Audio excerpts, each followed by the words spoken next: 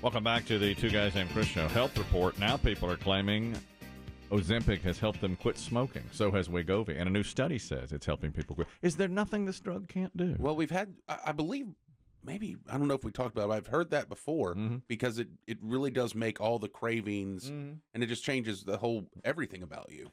I thought it slowed down your digestive process. It does that, but it to also make you feel more full. But people have said that it also helps, I guess, with the cravings of smoking as well.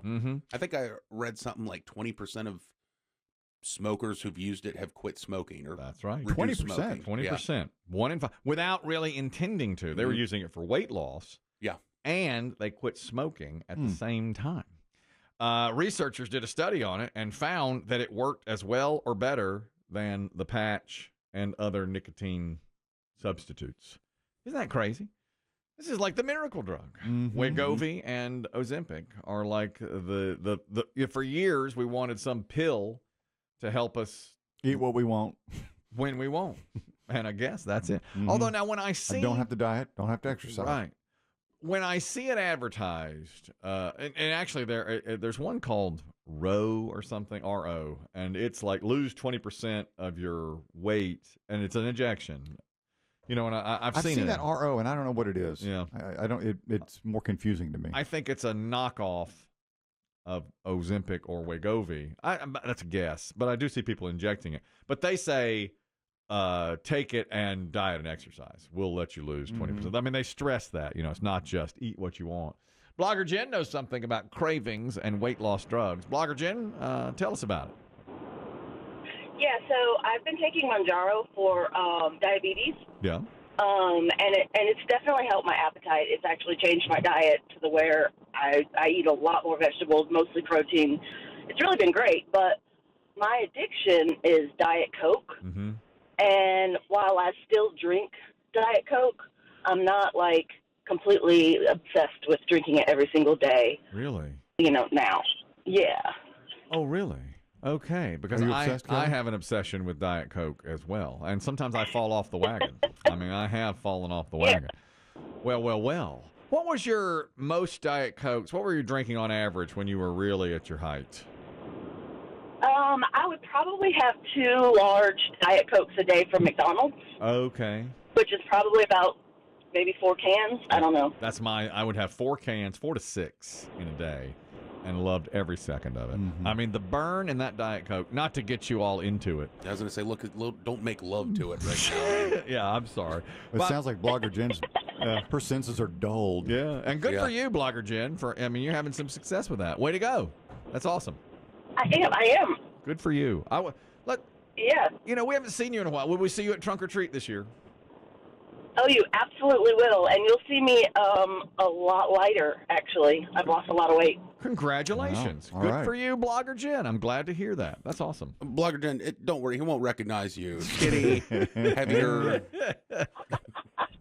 Thank you, Blogger Jen. You should come dressed as a Diet Coke can.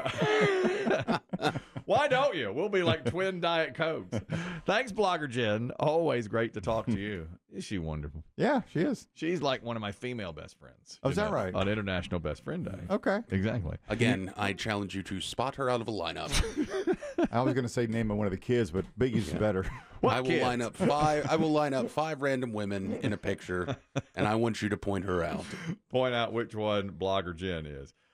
We used to work out together all the time. You know, she used to. Doesn't matter for you. Sit and chat and do all of that stuff. Now, the downside of Ozempic is some people are starting to overdose on Ozempic. This is according to the FDA. I think we couldn't be surprised by this. Right. We've heard this whispered before. As people are saying, well, if 1 shot is good, 2 shots is better. The doctor will tell you when you need to up the dose. The problem is people are upping the dose on their own, thinking, oh, I'm losing 8 pounds right now. Right. What if I took more? Of course. Yeah. That makes sense. Side effects from people who are taking too much are nausea, vomiting, abdominal pain, dehydration, pancreatitis, gallstones. Worth it? 100%. Some would probably argue it is. Yeah, I know. I'm not joking. Worth it, and people are getting that. But I mean, if you think you want to do it as prescribed, you know, not doubling up. Yeah, I'd be terrified to change it. Well, yeah, it is a on my own. It is a prescription thing, that doctors are prescribing. You are not on right now. Not right now. No jabs for Biggie? No. I really want to get you, as a best friend, access to that. Okay, yeah, it's $900 a month. Well, I can't help you with that. What if you? Here's how you could help him, Kelly. You could help Biggie officially get diabetes. Why are you not diabetic? I don't know. We have got to get It's you like the diabetes. one thing I haven't done in my life. Somebody bring some donuts. to this. You've checked so many things off your board. Yeah. I'm right there. I've been right there for years. We and have it's like got to get you across the goal line. We need nothing bunt cakes boxes here. I need a dozen of those Krispy Kreme Olympic donuts. Yes. Aren't they selling them for like $1 a dozen because of the Olympics now? Can we get?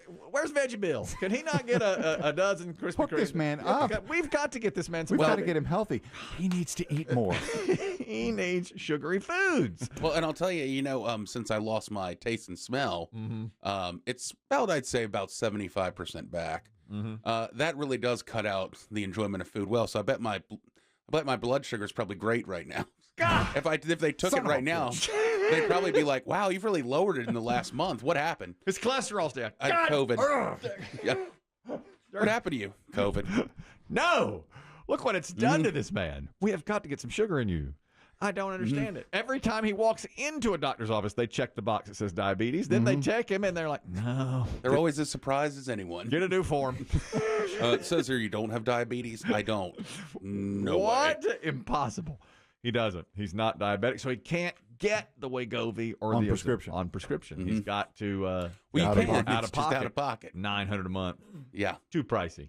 Yeah. Too much. Can't do that. There is a British woman. This is where a health report crosses over with legal advice. She's trying to sue a hotel where she stayed. She went to Turkey with her mother. Her name is Liana Foster. She's 24 years old. While on vacation in Turkey, she says they slept in a hotel room where the air conditioner was on, as you'd imagine. And she woke up the next morning with a terrible sore throat and felt groggy. Her mom said when she looked into her throat, she saw white spots. She wound up having tonsillitis. She went to the doctor, and the doctor said, in Turkey, this comes from a moldy air conditioner, and it ran all night in the hotel, and she was fine until then. And the next morning, because they had been on the trip, they'd been like touring Turkey, and she said, when I saw white spots on my tonsils, I knew something was up, out of the ordinary.